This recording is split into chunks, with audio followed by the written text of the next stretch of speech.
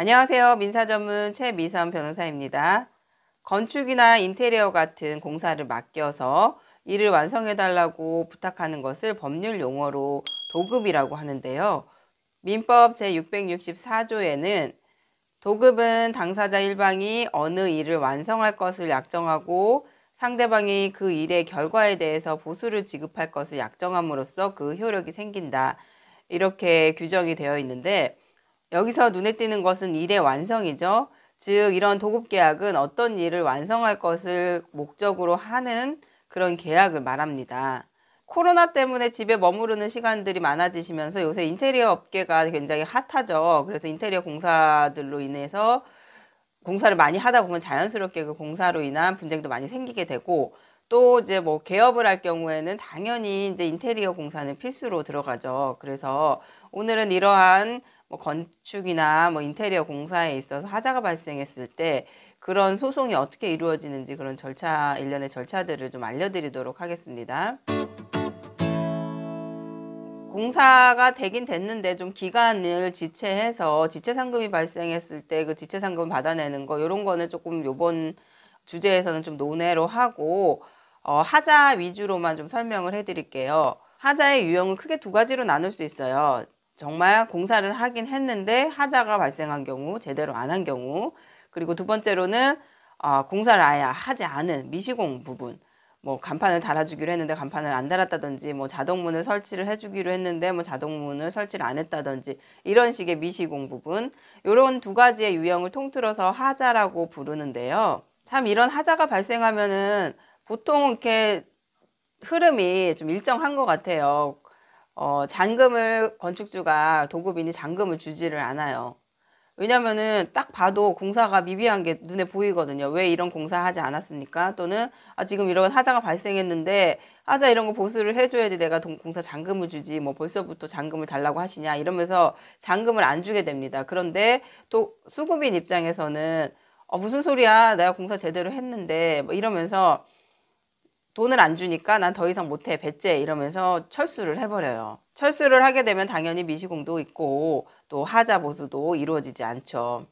그리고 나서는 거의 대부분 이제 공사업체 측에서 소송이 들어옵니다. 공사대금을 달라고 하면서, 건물을 신축하는 공사를 했다면은 신축 건물에 가압류하면서 공사대금 청구 소송이 들어와요. 이런 공사대금 청구 소장이 들어오면은 도급인으로서는 당연히 하자로 인한 손해배상 청구 받을 게 있다 하면서 공사대금을 나는 줄 의무가 없다, 이렇게 다투셔야 됩니다. 그런데 이런 손해배상을 수급인 측에서 오히려 반대로 항변을 하기 위해서는 그 손해배상 액수가 정확하게 산정이 돼야 돼요. 그리고 실제로 진짜 이것이 손해냐, 이런 것도 입증을 해야 돼요. 입증을 하는 방법으로 감정이라는 제도가 있습니다. 감정이란, 판사님들은 사실 건축에 있어서 전문가는 아니시잖아요. 법률에 있어서 전문가시지. 그래서 건축에 관련된 전문 감정인을 법원에서 선임을 해줘요. 감정인들은 주로 법원에 이렇게 등록이 되어 있는 건축사분들이 쭉 많이 있으신데, 그런 감정인들 중에서 판사님이 무작위로 이제 선별을 해서 한 두세 분 정도의 후보를 정해주세요. 그러면은 감정 신청을 한쪽에서 그 세 분의 뭐 이력이라든지 예상 감정료, 이런 것들을 보시고 한 분을 이제 선택을 하면 그분이 채택이 돼서 감정을 하게 됩니다. 그러면 감정 기일이 정해져서 감정인이 이제 법원에 나와서 선서를 해요. 그래서 나는 허위 감정하게 되면 허위 감정이 벌을 받겠다, 정확하게 감정을 하겠다 하고 선서를 하시고, 그다음에 원고 피고 만나서 감정 날짜도 정하고 실제로 이제 현장에 출동을 합니다. 그래서 하나하나 항목별로 감정을 하시고, 이거는 뭘로 인한 손해가 발생한 것이 맞다, 이게 하자가 맞다, 미시공이 맞다, 이런 식으로 도면이나 견적서를 보시고 최종적으로 이거를 수리하는데 얼마의 비용이 든다고 결론을 내려서 판사님께 제출을 해요. 이것을 감정서라고 합니다. 이런 감정서를 받으면 판사님께서는 이런 하자가 있고 미시공이 있고 이것을 보수하려면 이 정도 비용이 드는구나 하고 판단하신 다음에 거의 대부분 그대로 채택을 해주세요. 그래서 도급인에게 발생한 손해는 얼마구나 하고 확정을 해주시는 거예요. 그런데 여기서 예를 들어 이제 공사대금으로 잔금을 주지 않은 게 1,000만 원인데 우리가 이제 감정을 받아봤더니 이거 하자 보수하는데 1,500만 원이 든다고 이제 감정이 나온 거예요. 그러면은 500만 원의 차액이 나오잖아요. 그 500만 원의 차액이 나온 거를 그냥 인정해 주지 않아요. 법원에서는 반드시 반소라는 것을 제기를 하셔야 되는데요. 원고가 청구한 공사 잔금을 다 손해배상으로 상계를 하더라도 나는 오히려 더 받을 돈이 있다. 이러면 그 나머지 500만 원만큼 반소를 제기를 하셔야 됩니다. 반소라 그래서 별도의 소송이라는 거는 아니고요. 지금 하고 있는 소송에서 같이 재판받는 거지만 피고가 오히려 원고한테 받을 돈이 있다 하면서 제기하는 것을 반소라고 합니다. 이렇게 반소까지 제기하게 되면 또 건축업자들은 또 가만히 있지 않아요. 그 감정이 잘못됐다 이러면서 감정에 대해서 감정인을 불러서 뭐 증인신문을 하는 경우들도 있고, 또 감정인한테 사실조회 신청을 해서 이런 문제가 있는데 무슨 너 건축비 산정 잘못된 거 아니냐, 이거는 하자 판단이 좀 잘못된 거 아니냐, 이런 식으로 이제 사실조회 신청을 해서 감정인으로부터 회신도 받아보고, 이런 식으로 계속 이제 절차가 조금씩 진행이 된 다음에 그 다음에 이제 건축업자는 추가 공사비를 또 달라고 하는 경우들도 굉장히 많아요. 처음에 내가 공사 잔금이 1,000만 원이다 이래 놓고서 청구를 해놓고 중간에 아니다, 나 이제 공사 과정에 피고가 구두로 뭐 해달라고 요청한 것이 있어서 그것을 내가 추가로 공사했기 때문에 그 추가 공사비도 줘야 된다 하면서 그 추가 공사비 감정까지도 별도로 신청하는 경우들도 있어요. 그러면 감정을 2번을 하게 되죠.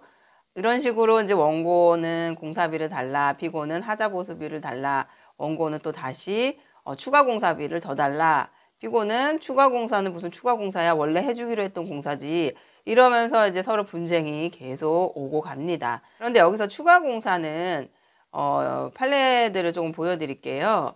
판례에 의하면 수급인의 추가공사 대금 채권이 인정되기 위해서는 도급인과 수급인 사이에 추가공사의 시행 및 추가공사 대금 지급에 관한 별도의 약정이 있어야 한다. 그리고 추가공사에 관해서 원고 피고 사이에 뭐 사전 합의가 없었던 이상 일부 변경 시공만으로 공사비가 증가되었다 하더라도 그 증가분은 당연히 공사대금으로 청구할 수 있는 것은 아니다.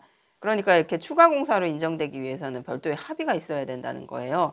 그러니까 합의를 수급인 측에서 입증하지 못하는 한 뭐 무조건 이제 변경 시공이나 조금 뭐 증가된 부분이 있다고 해서 당연히 추가 공사비를 받을 수 있는 것은 아닙니다. 그래서 인테리어를 맡긴 도급인 입장에서 상대방이 뭐 어떤 이런 추가 공사비를 뭐 주장을 한다 하시더라도 너무 걱정하실 필요는 없으세요. 결론적으로 이런 하자 관련 소송의 흐름을 살펴본다면 잔금을 주지 않았다면 공사업체 측에서 먼저 공사대금 지급 청구 소송이 들어오고요. 그리고 수급인 측에서 하자로 인한 손해배상 청구를 하게 되고 그 과정에 전문 감정인의 감정을 거치게 됩니다.